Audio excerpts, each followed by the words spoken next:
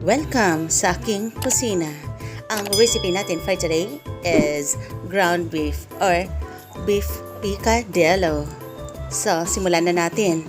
Una ay ilagay natin sa isang malinis na kawali ang ating drained ground beef.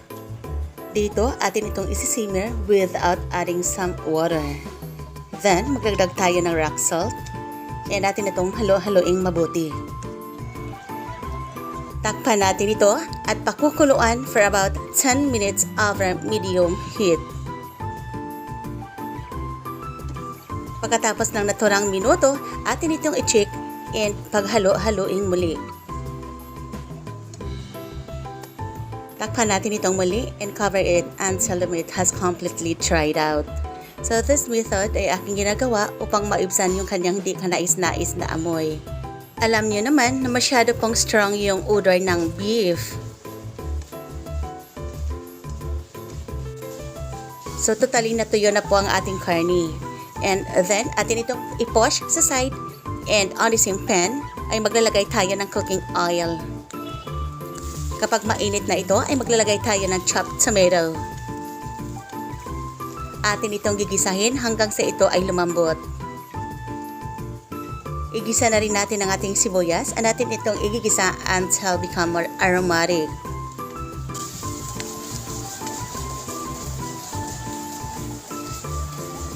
Then, isunod na rin natin ang ating bawang and atin itong paghalo-haluin hanggang sa ito ay bumango. Maglagay rin tayo dito ng tomato paste. Atin itong paghalo-haluing mabuti.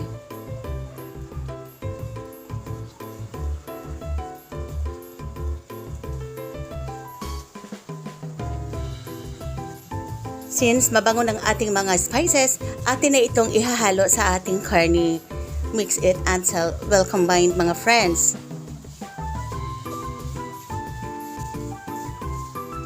Maglagay rin tayo dito ng butter para mas lalong luminamnam ang ating ulam. Maglagay tayo ng black pepper powder. And then, paghalo-haloin natin itong mabuti hanggang sa matunaw ang ating butter. Maglagay rin tayo dito ng beef cubes, oyster sauce, and then, paghalo-haloin natin itong mabuti.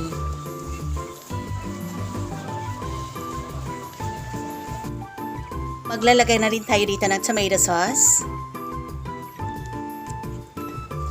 And then, paghalo-haloin natin itong mabuti. Then, atin na itong takpan until seasoned.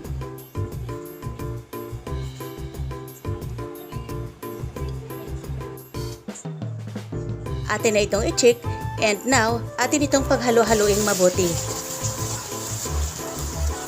Dito, maglalagay tayo ng tubig para sa pagpapalambot ng ating meat. Atin itong takpan at pakukuluan sa loob ng 5 hanggang 10 minuto.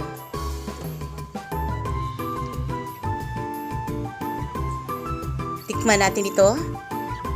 Maglalagay rin tayo ng dahon ng laurel. Dito ay maglalagay na ako ng frozen mixed vegetables.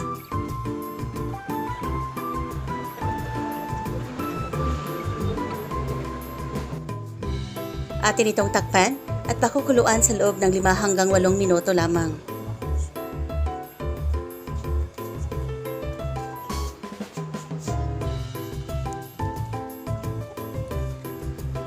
Para mas lalong luminamnam ang ating ulam, ay maglalagay tayo dito ng grated cheese.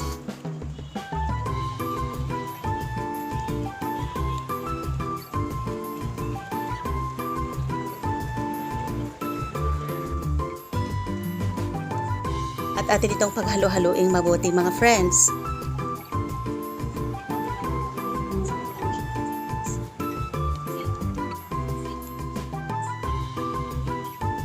Takpan natin itong muli hanggang sa tuluyan ng maluto ang ating ulam.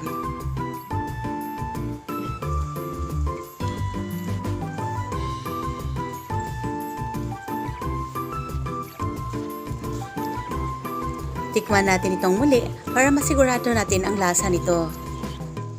Maglagay na rin tayo dito ng bell pepper. Atin itong takpan at pakukuluan sa loob ng 1 hanggang 2 minuto.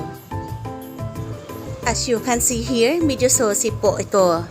Kung ayaw nyo ng maraming sabaw, pwede nyo bawasan yung inyong water during sa pagpapalambot ng inyong karni. Finally, ay maglalagay na tayo ng itlog ng pugo. Magtira tayo dito para sa ating garnish. And wow! Presenting to you our finished product. This is picadillo or picadillo. And thank you so much for watching. This is MJ Channel. Have a great day, everyone.